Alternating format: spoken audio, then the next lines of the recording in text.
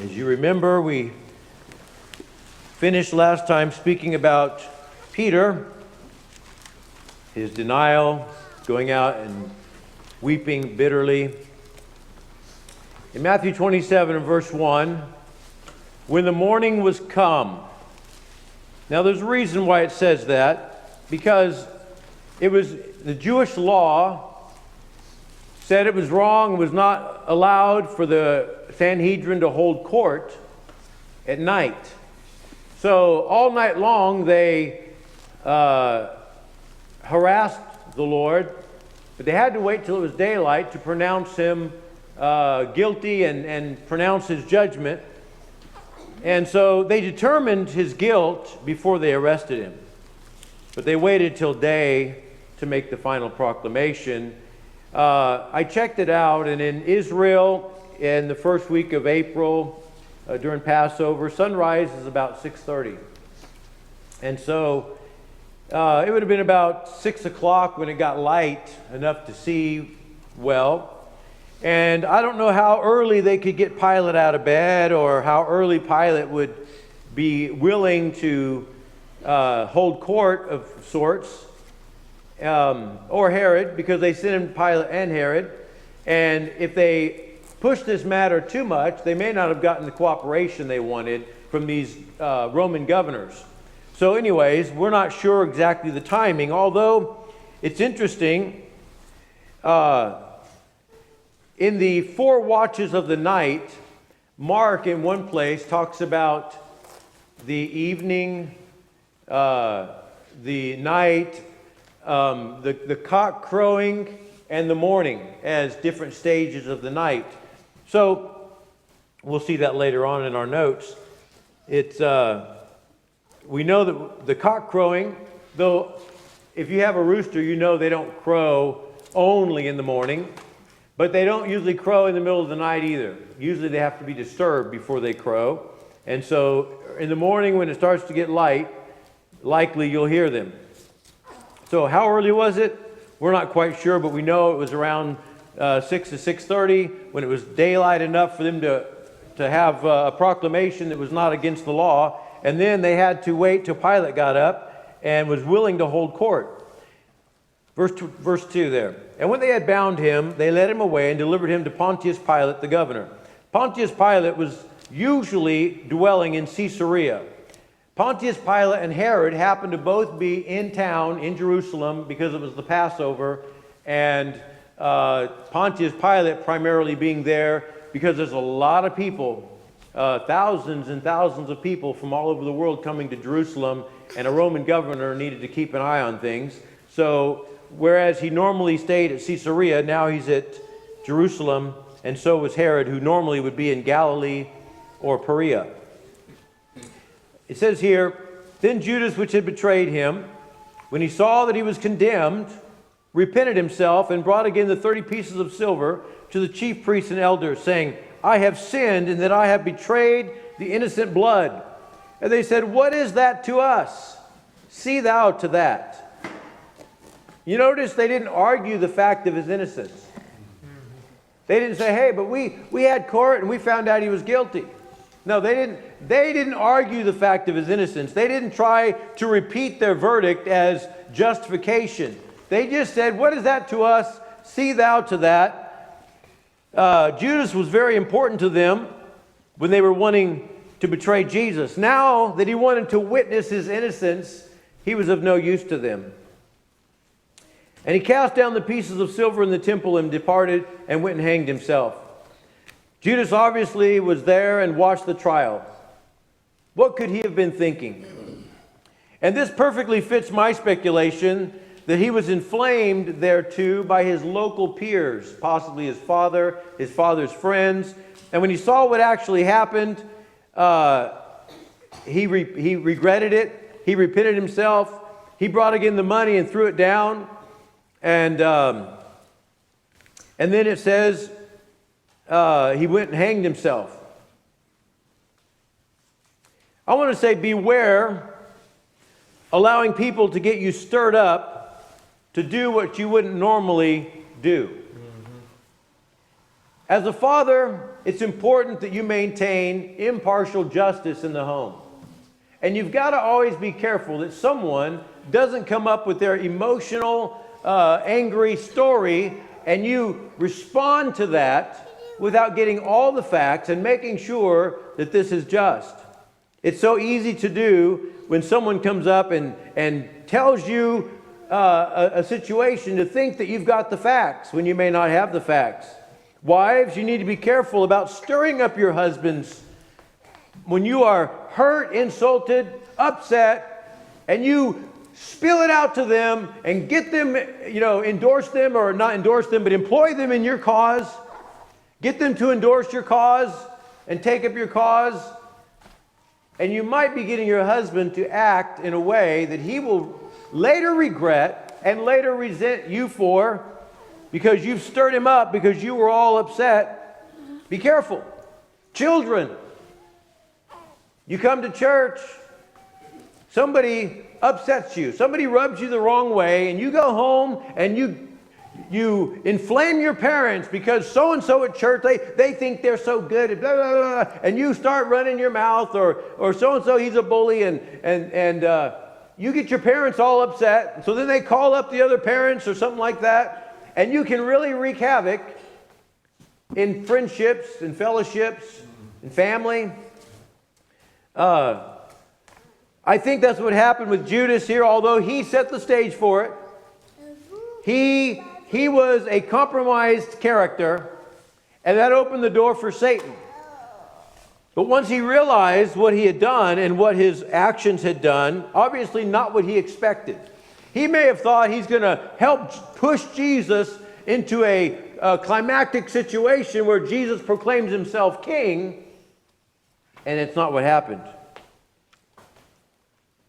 And the chief priest took the silver pieces and said, "It is not lawful for to put them into the treasury because it is the price of blood."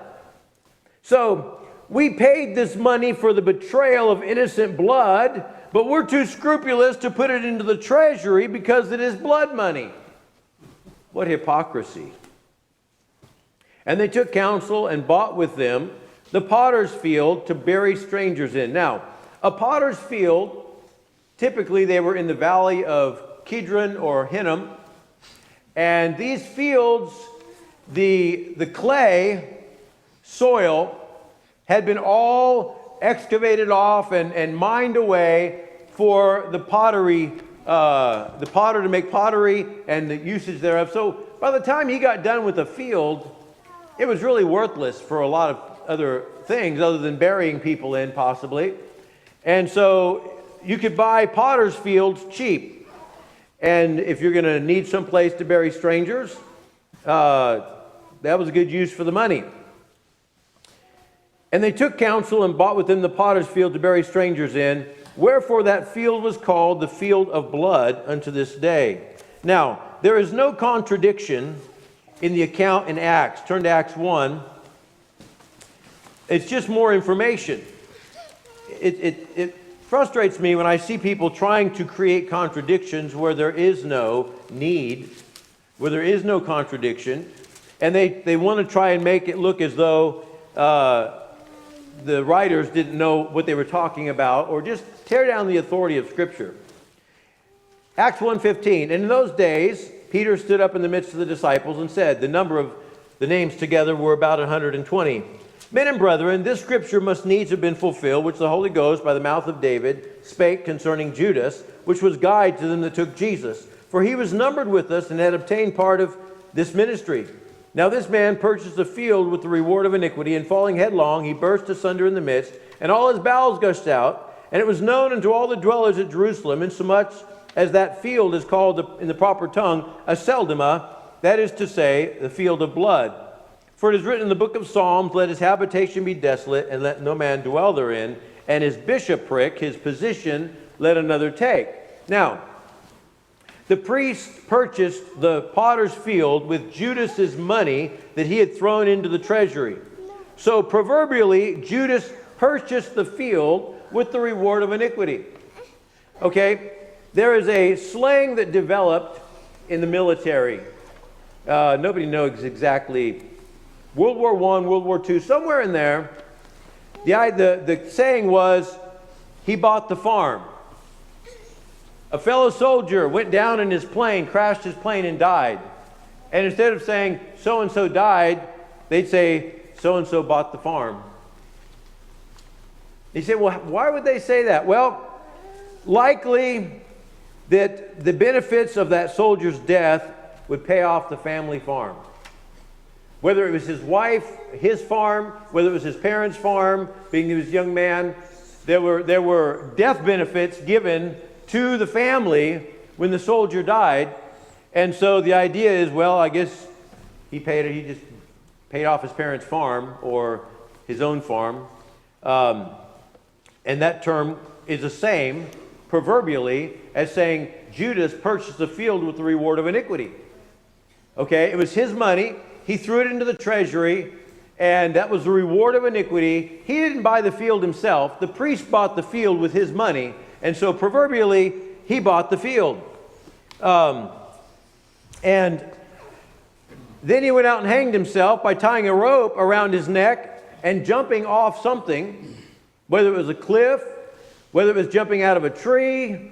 It's not known, but he jumped with a rope around his neck, hung himself, and there's a number of things that could have happened. Either they didn't find him in time and the rope decayed, or he decayed, or maybe because of his weight, when he jumped, the rope broke, or the branch broke, or something he had it tied to broke, and he fell headlong and ruptured upon impact, causing his bowels to gush out, possibly on the rocks below if he jumped off a cliff. I don't know that there's any evidence that he actually died in that field.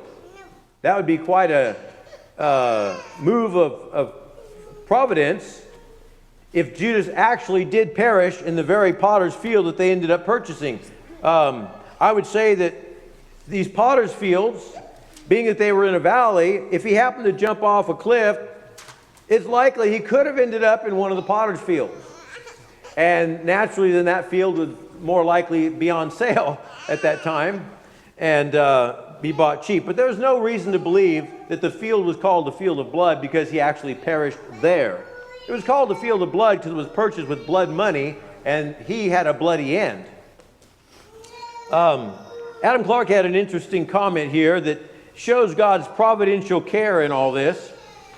Judas, by returning the money, and the priest, by laying it out, raised to themselves an eternal monument, the one of his treachery, the other of their crookedness, and both of the innocence of Jesus Christ. As long as the Jewish polity continued, it might be said, quote, "This is the field that was bought from the potter with the money which Judas got from the high priest for betraying his master, which he, in deep compunction of spirit, brought back to them, and they bought this ground for a burial place for strangers. For as it was the price of the blood of an innocent man, they did not think proper to let it rest in the treasury of the temple where the traitor had thrown it, who afterwards in despair went out and hanged himself." So, in order to explain why this field is called the field of blood, they would tell the story. It's amazing how God works things out like that. Verse 9, Matthew 27:9. "Then was fulfilled that which was spoken by Jeremy the prophet, saying, And they took the 30 pieces of silver, the price of him that was valued, whom they of the children of Israel did value, and gave them for the potter's field, as the Lord appointed me." It's referring back to a prophecy in Zechariah. Why does God put obscure passages, just drops these phrases into the prophecies of the Old Testament that don't seem to really fit with the narrative? I mean, why did Isaiah come up to Ahaz and say, well, the Lord will give you a sign, a virgin shall bear a son and shall call his name Emmanuel? It seems so out of line with what's going on there, although it does fit in the sense that he's telling him that Judah will not be destroyed, God's working will not be destroyed until the Messiah comes. But the way he says it is quite unique. Well, here also, in Zechariah 11, we have a prophecy, and Zechariah is speaking in the place of Israel's shepherd. He's speaking for the Lord, and you have to go through and study that whole chapter to get the whole idea. But Israel is not appreciating their shepherd. And so in Zechariah 11:12, and I said unto them, if ye think good, give me my price, and if not, forbear. So they weighed for my price 30 pieces of silver. That's the price of a slave.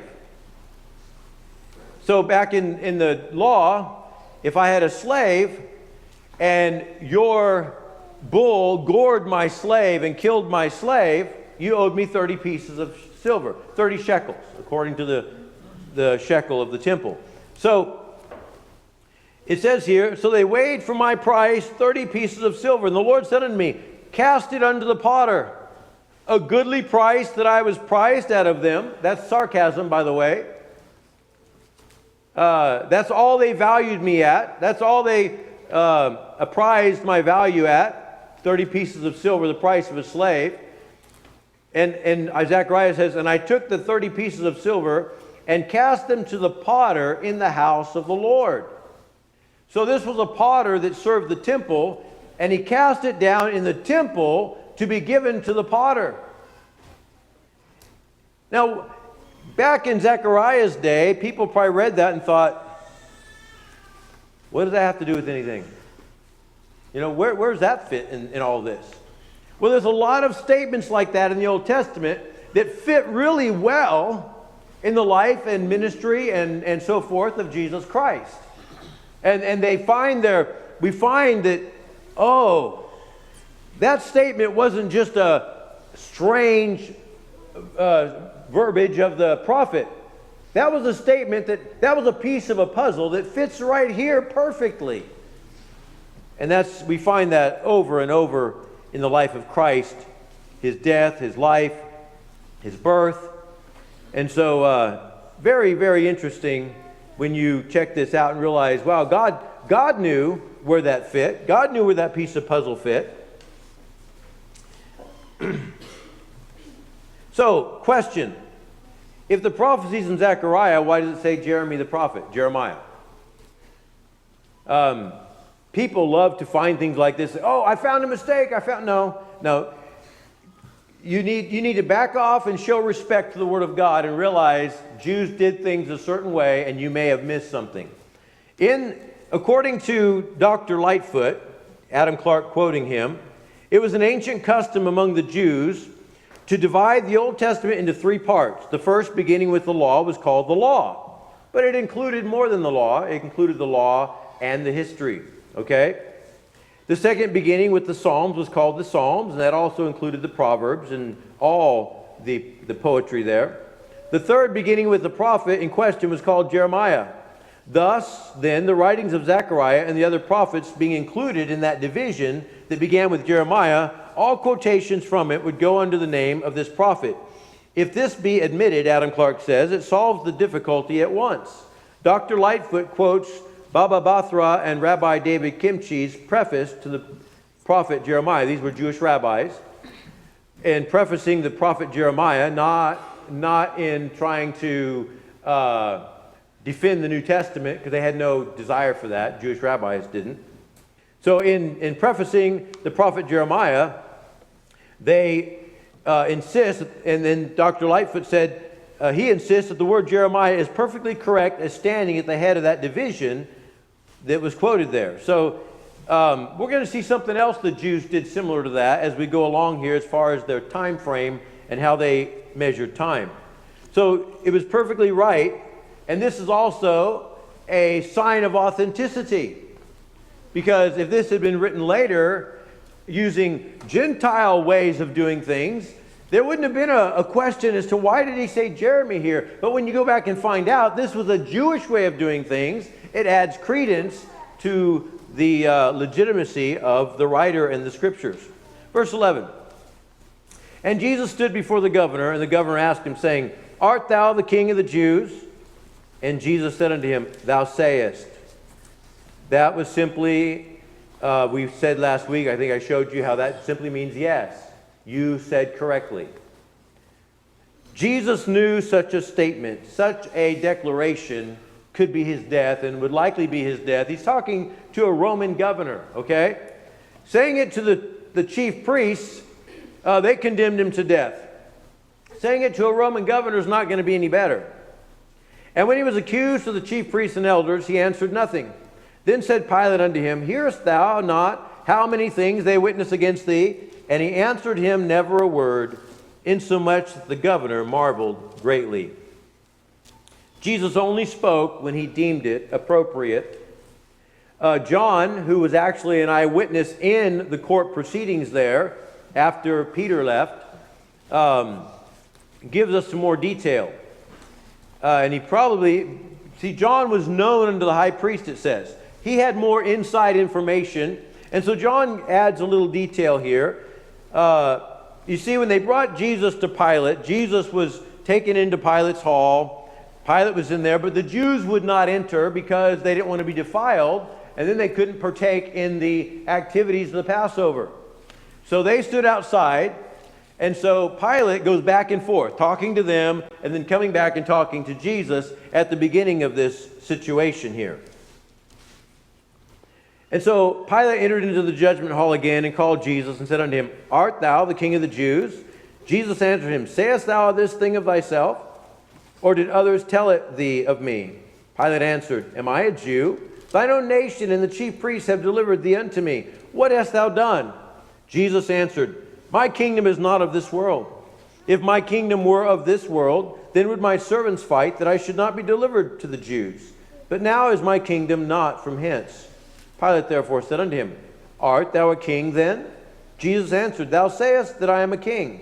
To this end was I born, and for this cause came I into the world, that I should bear witness unto the truth. Everyone that is of the truth heareth my voice. Pilate saith unto him, What is truth? And I can imagine in dealing with the chief priests and the Jews and all that he deals with, that could be quite frustrating. There is a movement in our day and age, in our culture, similar to what Satan has always done. Hath God said? There's a movement today in denying absolute truth, even in math, okay? They're saying that math is racist. Math is too white. Math, because if you believe in objective truth, absolute truth, then somehow that's racist and that's white supremacy and all this kind of stuff. And all they're doing, they're a bunch of communists, and all they're trying to do is confuse everyone and mix everything up to where we don't know. We want to have a black woman on the Supreme Court, so we pick someone, a black woman, who can't define woman. That's how messed up our society is. Before Congress being questioned, she can't even define woman. And yet Biden said, I want a black woman on the Supreme Court. But there's this movement to deny truth. Nothing's true. You can't I have my truth, you have your truth, they have their truth. So I was born a boy, but you can't say that until I'm old enough to decide whether I want to be that.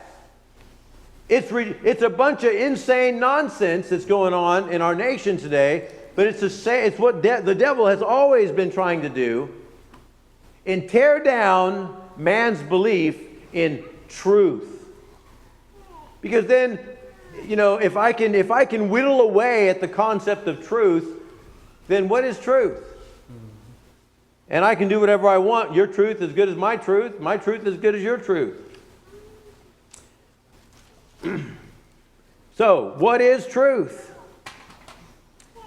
Verse 15, Matthew 27. Now at that feast, the governor was wont to release unto the people a prisoner, whom they would. And they had then a notable prisoner called Barabbas. If you have listened to Titus, Comrade of the Cross, or read books, there is a very slender authority way back there that tries to say that Barabbas' name was actually Jesus Barabbas. How many of you have heard that? That his name was actually Jesus Barabbas. That's false. Okay? That has been shown to be probably nothing more than a scribal error in a manuscript way back there. And it's the evidence, the foundation for saying that Barabbas, his name was actually Jesus Barabbas, is so scanty and unlikely that it's better just to discard that. So he had a notable prisoner called Barabbas, probably the son of Abiah. It was son of probably Abiah. Therefore, when they were gathered together, Pilate said unto them, Whom will ye that I release unto you? Barabbas or Jesus, which is called Christ? For he knew that for envy they had delivered him. When he was set down on the judgment seat, his wife sent unto him, saying, Have thou nothing to do with that just man, for I have suffered many things this day in a dream because of him. Now, just a quick bit of information. Whom will ye that I release unto you? I think some of the new versions say Jesus Barabbas or Jesus which is called Christ. And it's interesting to read Dr. Hort, Westcott and Hort's opinion of this. He thought it really sounded more unique and sounded good to put that in there, but there's really no basis for it. He just thought it was interesting to put there, and so I think some of the newer versions based on Westcott and Hort have that. I didn't go check it out. I just read Hort's quote of what he thought about it, and I thought it was pretty base. So his wife sends to Pilate and says, Have nothing to do with that just man. Okay, it's not like they don't know who Jesus is. Pilate didn't just go in here. He's got a criminal he knows nothing about. He comes in and says, Are you a king? And the guy says, My kingdom not of this world. He comes out and says, I find no fault in this guy. That seems like a quick, rash judgment, doesn't it? But Pilate wasn't ignorant of who this was. His wife knew who this was. And they knew that this is that teacher that's been teaching. Agrippa. And when Paul spoke to Agrippa, he said this thing was not done in a corner. You know all about this. When Peter spoke to Cornelius, he said, You know all about this. He didn't have to tell Cornelius who Jesus was. He just reiterated what he had done and said, As you well know, you already know this. I thought it'd be pretty lame for a judge to go in there and ask the criminal, Did you do anything wrong? No, sir. I find no fault in this guy. That would be pretty lame, wouldn't it? But if you already knew that for envy they had delivered him, which it states, you already knew what the situation was pretty much, and you knew you were kind of between a rock and a hard place because you knew this guy was innocent. You knew the chief priests. You knew them well enough to know they're a bunch of crooks. But the chief priests and elders persuaded the multitude that they should ask Barabbas, that's in verse 20, and destroy Jesus. 21. The governor answered and said unto them, Whether of the twain will ye that I release unto you? They said, Barabbas. Pilate saith unto them, What shall I do then with Jesus, which is called Christ? They all say unto him, Let him be crucified. And the governor said, Why? What evil hath he done? But they cried out the more, saying, Let him be crucified. When Pilate saw that he could prevail nothing, but that rather a tumult was made, he took water and washed his hands before the multitude, saying, I am innocent of the blood of this just person. See ye to it. Then answered all the people and said, His blood be on us and on our children. Wow. So how has that played out historically?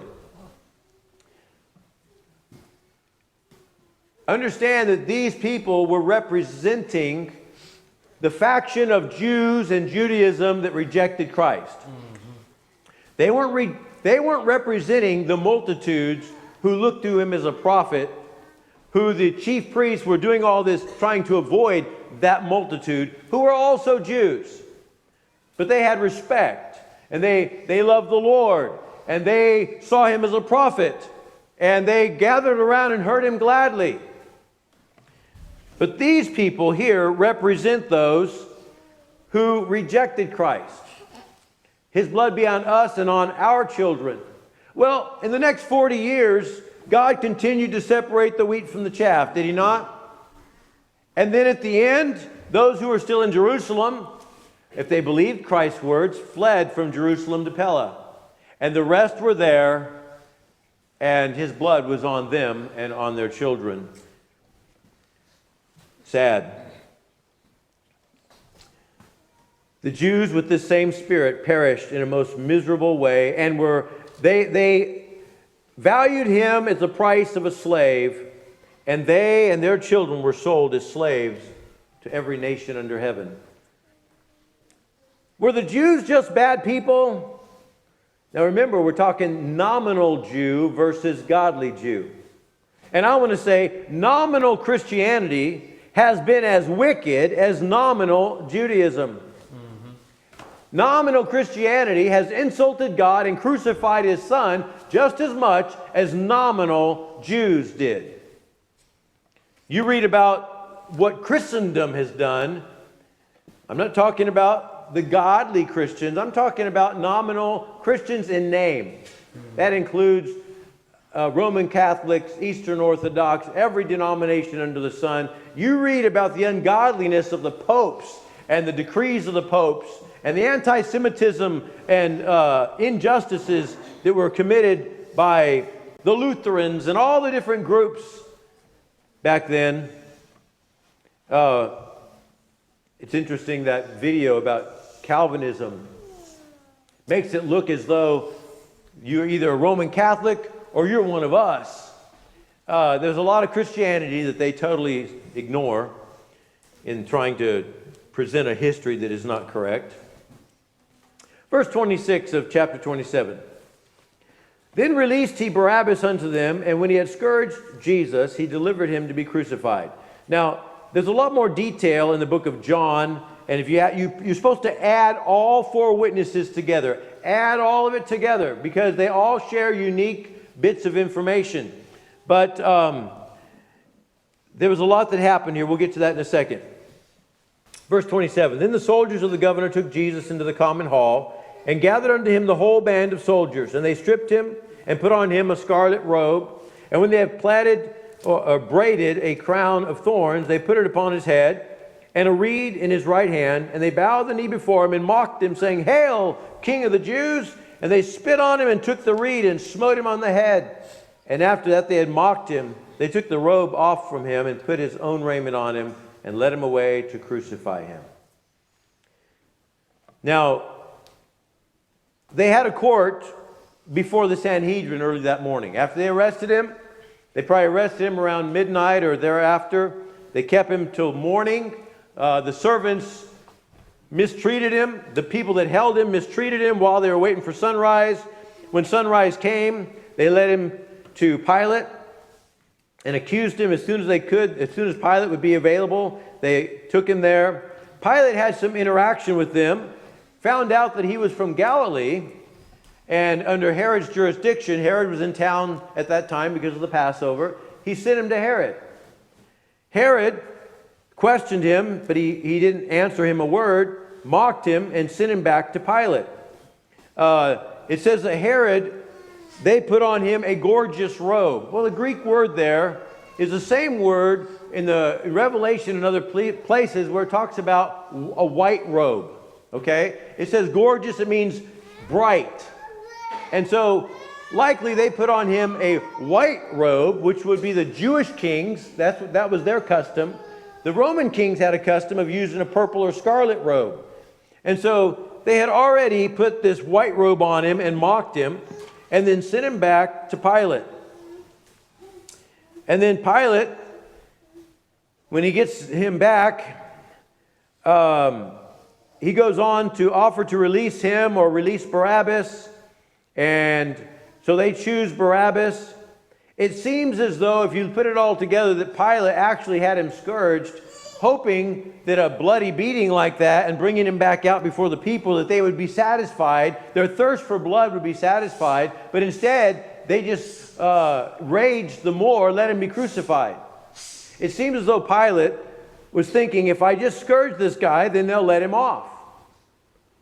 But no, that's when he realized that we're just going to start an incredible tumult here.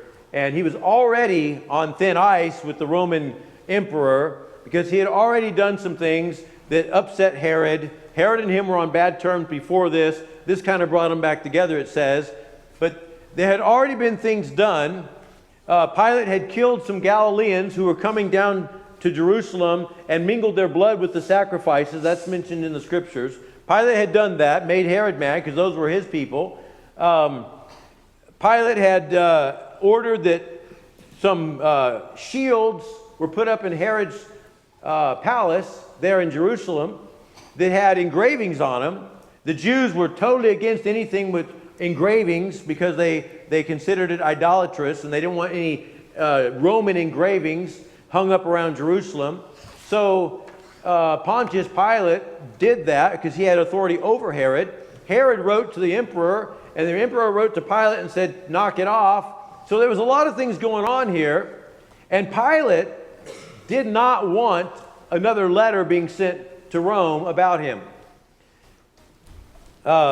He was concerned about his position, and he didn't want a tumult made at Passover. That could really be construed bad, especially this guy that's saying he's a king, and they say, you know, if anybody who claims to be a king is speaking against Caesar. So then Pilate has him scourged, presented to the people. They still say crucify him. Then he washes his hands before the people and sends him off to be crucified. Basically, let's sacrifice the innocent for the sake of peace because of the mob. When the mob starts screaming, we'll sacrifice the innocent and please the mob. You ever see that on the news lately in the last couple of years? It happens a lot in this world where innocent people suffer so that the mob that is screaming will be appeased. What about all those people who got their offices and stores burnt down by BLM riots? Did the BLM people go to jail? Did the government repay these people all that their loss? I don't think there was justice done there. In Kenosha, Portland, a lot of places. It's what happens when you have government bowing down to the cries of a mob. I don't care if they're the majority. Justice is justice. Right is right. We have a republic. We don't even have a democracy. We have a republic, a constitutional republic. If I'm standing on the law and the whole town is not, the government should back me up because I'm standing on the law. That's called the rule of law. The other is called mob rule. We get back to the rule of law in this nation. Now, in my study and research, I have come to the conclusion that Jesus was put on the cross sometime shortly before noon. There's been a discrepancy between what John said and what Mark said about the time stamp. And so some people have said, well, John was using Roman time. And I kind of accepted that for a while. But I don't believe that's accurate. Okay?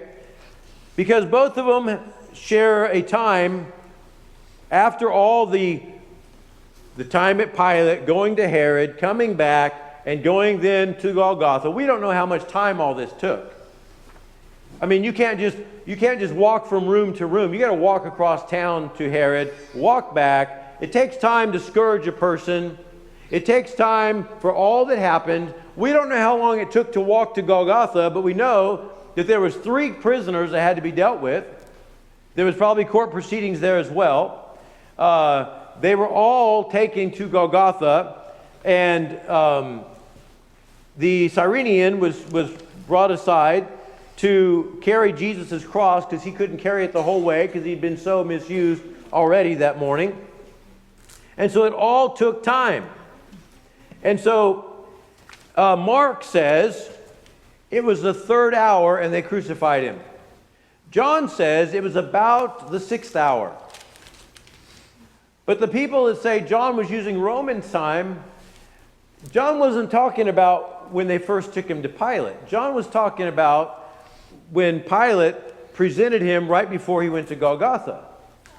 And so it's been a real challenge for chronologists to figure out the situation.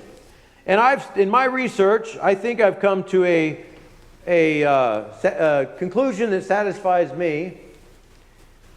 Some people have come to the conclusion that John, his writing was corrupted, and it really the symbol for 6 and the symbol for 3 can be easily mistaken in the Greek writing, because they don't write the word out. They just use a letter to represent the number. And so that's what they say is possible. However, when people did not have watches, when people, and even in our nation, they talked about morning, forenoon, afternoon, evening. And if something was happening in the forenoon, it meant any time probably between 9 and 12. If it was in the afternoon or evening, there was quite a bit of variance there. And if you just looked at the sun and made your judgment by the sun, then it doesn't have, they weren't concerned about exactness. All right? Number 2, the Jews divided their day up, and there was 4 divisions, and each of the divisions, 9, 6, and or the third hour, the 6th hour, and the 9th hour, was 9, 12, and 3. And each of those divisions began with prayer. The third hour was an hour of prayer, the 6th hour was an hour of prayer, and the 9th hour was an hour of prayer. Now, when they said something was the third hour, it could easily be that it was in that time between the 3rd and the 6th, because it was in the 3rd hour until it was in the 6th hour, and then it was in the 9th hour, and so forth. Now, if you look back at Matthew 20, we're not going to do that because we don't have time. In the parable of the guy that went out and hired people into his vineyard, he says he went out early in the morning, and then he went out about the 3rd hour, and then he went out about the 6th hour, and then he went out about the 9th hour. What about all the other hours in between? Well, those were the divisions, okay?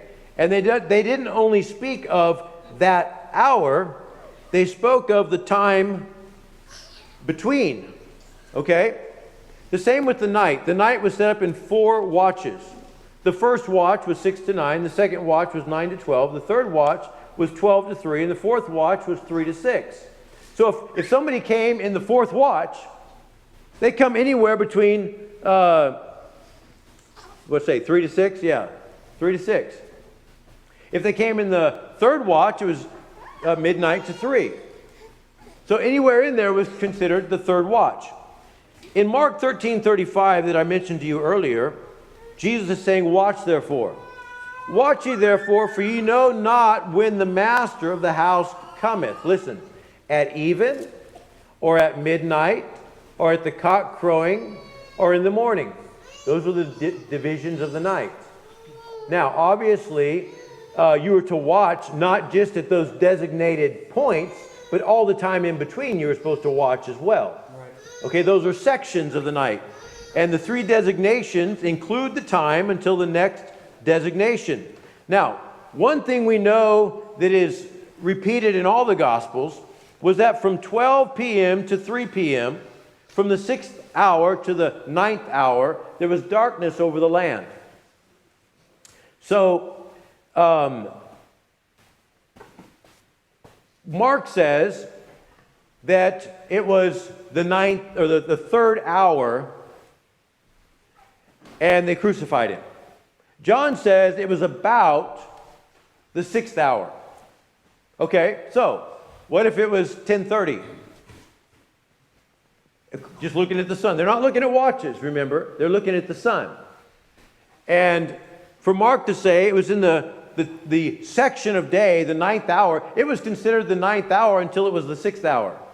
And it was considered the 6th hour until it was the 9th hour, as far as their sections of the day.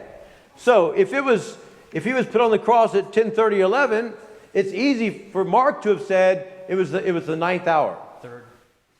The 3rd hour. Sorry. The 3rd hour, 9 o'clock. But the 3rd hour was the time between 9 and 12. Am I getting confused? See everybody smiling. You know what I'm talking about. And for John to say it was about, he didn't say it was 6th hour, he said it was about the 6th hour. That means it was just before noon, right? Those could easily be reconciled just on the basis of the fact we're not talking about people who look at their watch and write down what time it is. Anyways, in Matthew 27:45, it says, now from the 6th hour there was darkness over all the land until the 9th hour. In Mark 15:33, and when the 6th hour was come, there was darkness over the whole land until the 9th hour. So we're talking about the times when that section began. There was darkness until the 9th hour began. And it was Luke 23:44. And it was about the 6th hour, and there was darkness over all the earth until the 9th hour. John 19:14. And it was the preparation of the Passover and about the 6th hour. Why would there be darkness over the land for part of Christ hanging on the cross and not all of it? We don't know. God only knows. However, it is likely that the time that Jesus was actually suspended on the cross was primarily from 12 to 3, considered the 6th hour to the 9th hour, and that's when the darkness was over the earth. There was a lot of preliminary, and it would be hard to get all of that done, considering the distances, the walking, all of that done by 9 o'clock in the morning. If Mark was saying it was at 9 o'clock, when you had to wait till 6 o'clock to even have the Sanhedrin trial, completed, the verdict pronounced, and then you had to go Pilate, Herod, Pilate, scourging, and all this stuff. It would be hard to get that done before 9 o'clock, right?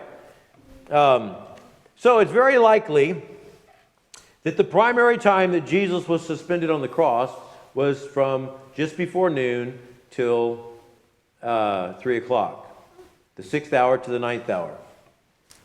Okay, verse 32, Matthew 27.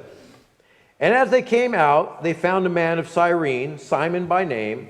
Him they compelled to bear his cross. You add it all together, you find out Jesus bore his cross for a ways. It wasn't long before they realized he wasn't going to be able to make it to Golgotha carrying this thing.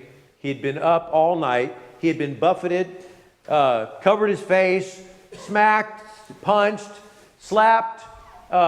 He had been spit on. He had been scourged. He'd been sent to Herod and back. All of this, he was totally worn out and physically not capable to do it. So they called for Simon. It's interesting that in Mark's gospel, it says they compel one Simon a Cyrenian who passed by, coming out of the country, the father of Alexander and Rufus, to bear his cross. Now, why would he say that? Because the people he's writing to know Alexander and Rufus. These were well-known people.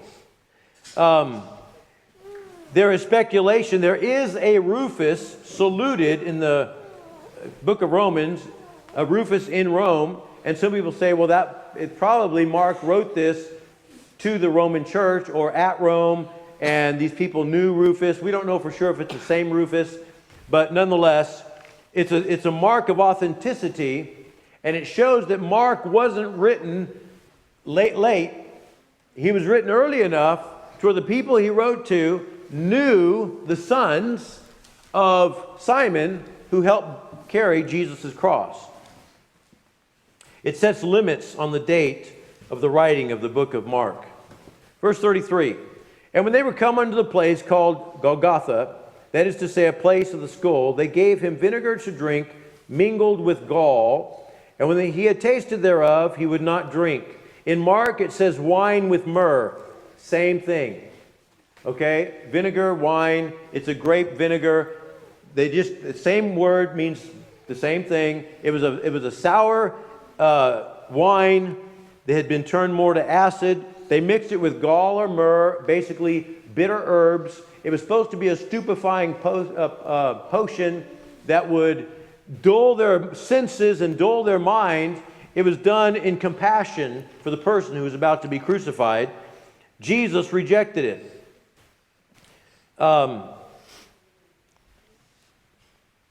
It would have actually made his cross easier. He rejected it. And they crucified him and parted his garments, casting lots, that it might be fulfilled which was spoken by the prophet. They parted my garments among them, and upon my vesture did they cast lots. In John it says that the reason for that was the coat was woven without seam. Obviously there was a quaternion of soldiers, because they parted the garment into 4 parts, John says. John 19:23. Then the soldiers, when they had crucified Jesus, took his garments and made 4 parts, to each or every soldier a part, and also his coat. Now the coat was woven without seam, woven from the top throughout. They said therefore among themselves, let us not rend it, but cast lots for it, whose it shall be, that the scripture might be fulfilled, which saith, they parted my raiment among them, and for my vesture they did cast lots. So who organized this? Turn to Psalm 22. We'll get there in a minute. Back in Psalm 22, it makes these statements. It didn't apply to David. It was spoken poetically in a prayer like poetry. And yet, it is fulfilled exactly in Christ's situation. He probably had the overcoat and the under tunic. The tunic was woven without seam, and the overcoat they probably cut in 4 pieces. In verse 36 of Matthew, we'll get to Psalms in a minute. And sitting down, they washed him there, and set up over his head an accusation written, this is Jesus, the King of the Jews. Then were there 2 thieves crucified with him, the one on the right hand and the other on the left. And they that passed by reviled him, wagging their heads and saying, thou that destroyest the temple and buildest it in 3 days, save thyself. If thou be the Son of God, come down from the cross. Likewise also the chief priests, mocking him with the scribes and elders, said, listen, he saved others, himself he cannot save. If he be the King of Israel, let him come down from the cross, and we will believe him. He trusted in God, let him deliver him now, if he will have him, for he said, I am the Son of God. The thieves also, which were crucified with him, cast the same in his teeth. Okay, turn to Psalm 22.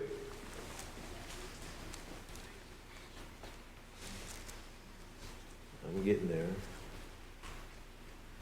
In Psalm 22, my God, why hast thou forsaken me? Why art thou so far from helping me? And from the words of my roaring, O my God, I cry in the daytime, but thou hearest not. And in the night season, and am not silent. But thou art holy, O thou that inhabitest the praises of Israel. Our fathers trusted in thee. They trusted, and thou didst deliver them. They cried unto thee, and were delivered. They trusted in thee, and were not confounded. But I am a worm, and no man, a reproach of men, and despised of the people. All they that see me laugh me to scorn. They shoot out the lip. They shake the head, saying, he trusted on the Lord that he would deliver him. Let him deliver him, seeing he delighted in him. So these people nearly quote Scripture when they're railing on Christ. Did you notice that? But thou art he that took me out of the womb. Thou didst make me to hope, and I was upon my mother's breast. I was cast upon thee from the womb. Thou art my God from my mother's belly. Be not far from me, for trouble is near. For there is none to help. Many bulls have compassed me. Strong bulls of Bashan have beset me round.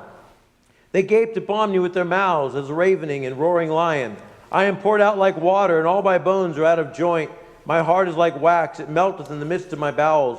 My strength is dried up like a potsherd, and my tongue cleaveth to my jaws. And thou hast brought me into the dust of death. For dogs have compassed me. The assembly of the wicked have enclosed me. They pierced my hands and my feet. I may tell all my bones. They look and stare upon me. They parted my garments among them and cast lots upon my vesture. Did that ever happen to David? No, but it was written thousands of years before Christ hung on the cross. And it didn't apply to anybody, literally, but Christ. So, they said he trusted in God. Let him deliver him now if he will have him. Like, you guys realize you're quoting Scripture?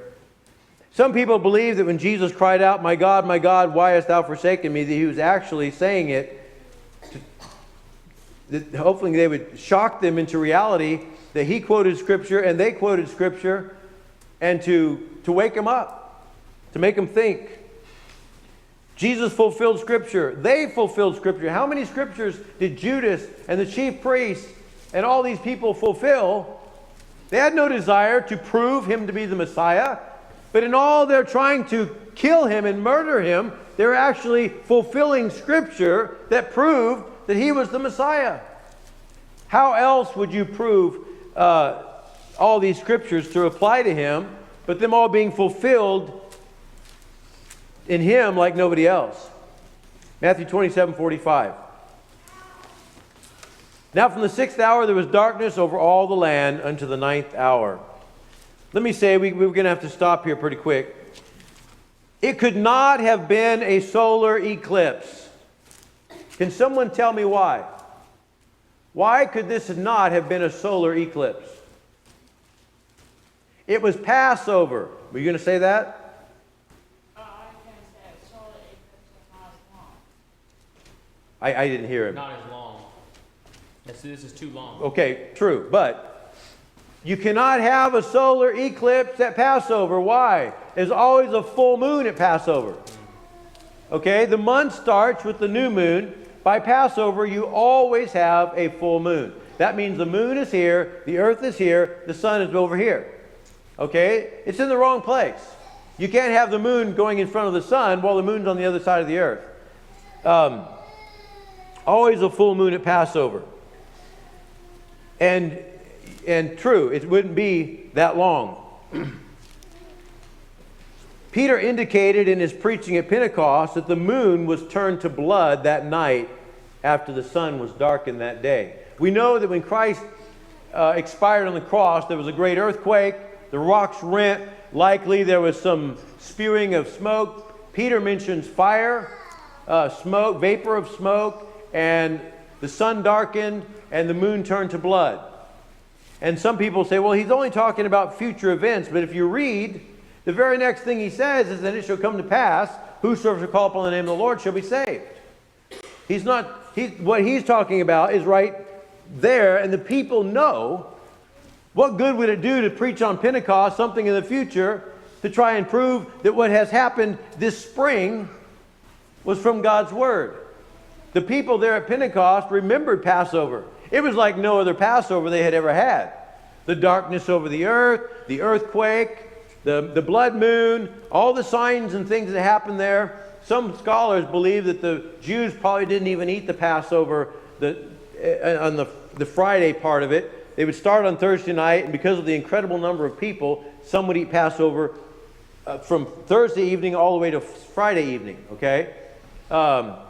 And with all the prodigies and the disturbances, how would they? From noon to 3, it was dark. Then there was a great earthquake.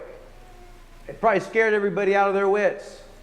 There was dead people Sunday morning appearing to people in the city. A lot going on. So no, it was not natural phenomena that there was darkness from 12 to 3. The temple, the veil of the temple was rent from top to bottom. The earth quaked.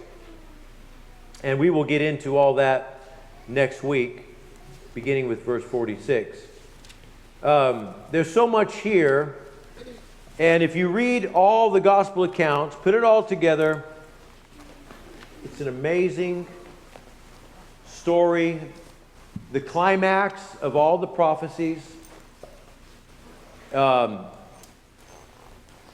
seed of the woman bruising the serpent's head, coming as the Lamb of God, coming as the sacrifice to ratify the new covenant, the sacrifice by which this high priest, when he rises from the dead, will propitiate the sins of the world. Those who believe coming to him as high priest will be justified by his blood, and it will be a provision, a sacrifice of infinite merit and eternally meritorious, and no matter who comes to him on his terms, there's enough merit to save their soul. I say that because the Calvinists have a different formula for what Jesus did, which fits their little agenda.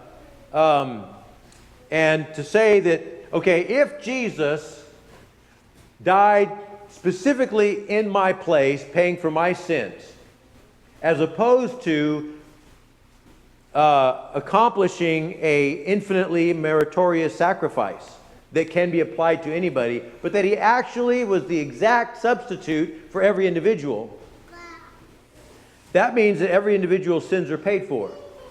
That means if God sent him to hell, he's asking a double payment. And so the Calvinist says, no, he only died for the elect. And they run on this false logic. But no, what he did was, he provided a sacrifice that was capable of saving every person who came to him, seeing he ever liveth to make intercession for them, all that come unto God by him. He's the propitiation for our sins, and not for ours only, but also for the sins of the whole world. In other words, there's enough propitiation in his sacrifice to cover everybody. But God didn't waste blood, because not everybody's going to be saved. God provided a sacrifice that was infinite. He will apply it to all those who repent, all those who respond to the light, all those who respond to his call. And therefore, the Calvinistic idea of the atonement, and they're making it like it's a big foundation stone, suddenly disappears. Let's stand together.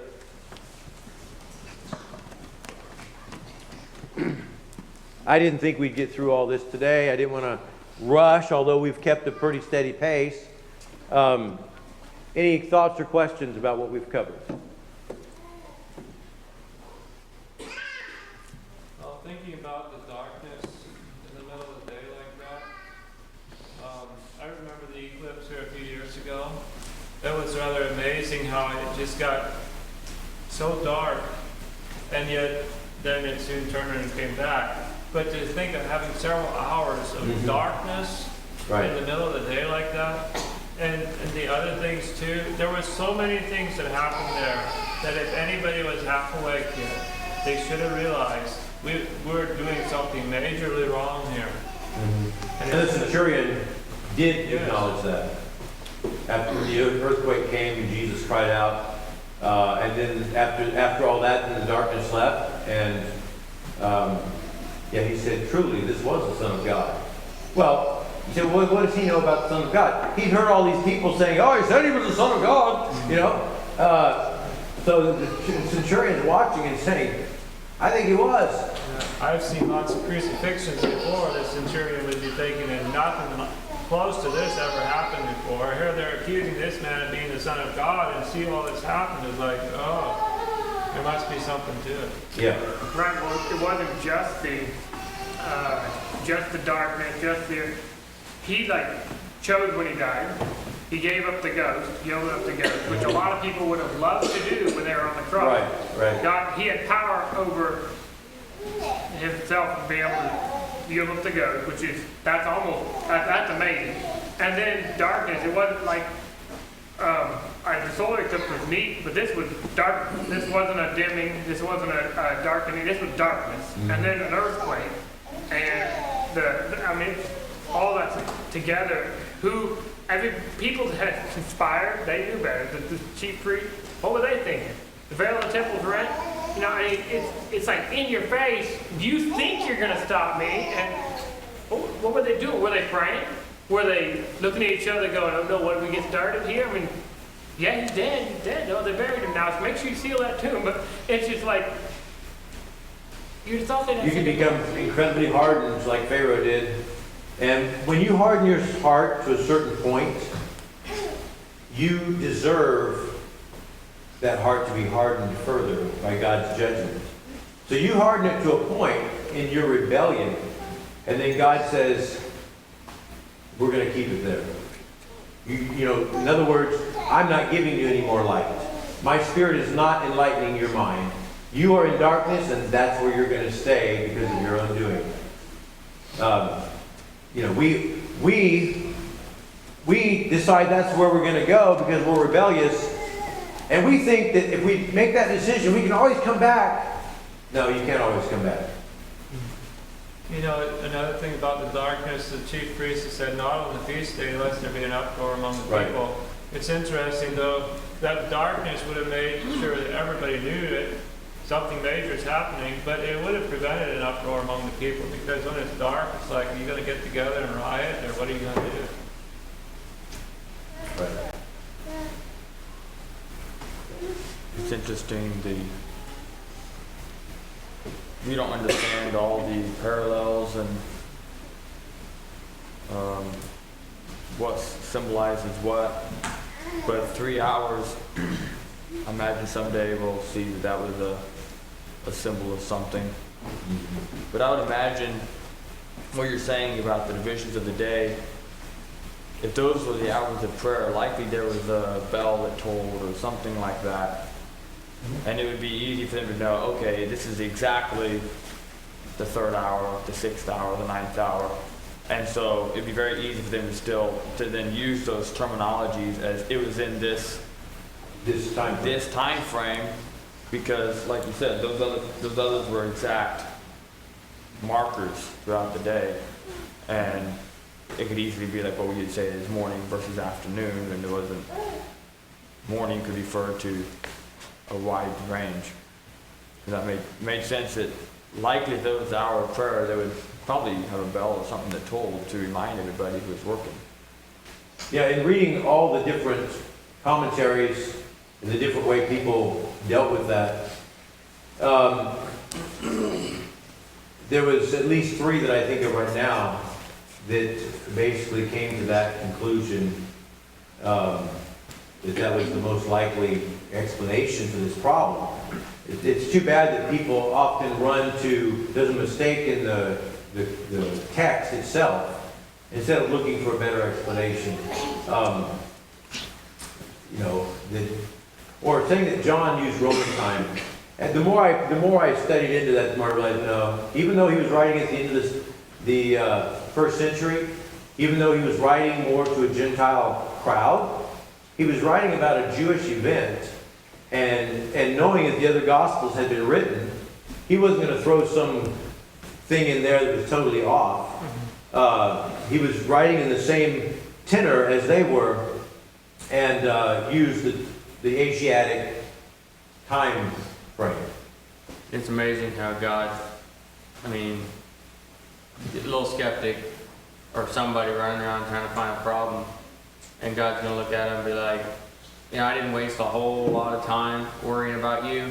You think you know laws of evidence so well. You could get all hung up with this one little technicality and try to pick it apart while ignoring all these massive laws of evidence that I exist. And he just leaves some crumbs here and there to fool around with.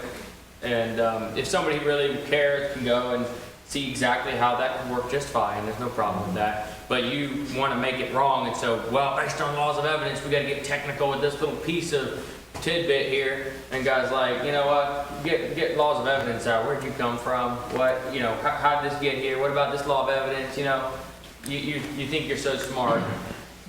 The interesting thing is most of the places where the skeptics have thought they found a problem turned out to be points of authenticity when you learned. The reason you thought this was a problem is because of your ignorance of their ways. Right. And this only proves that they did it. So, let's pray.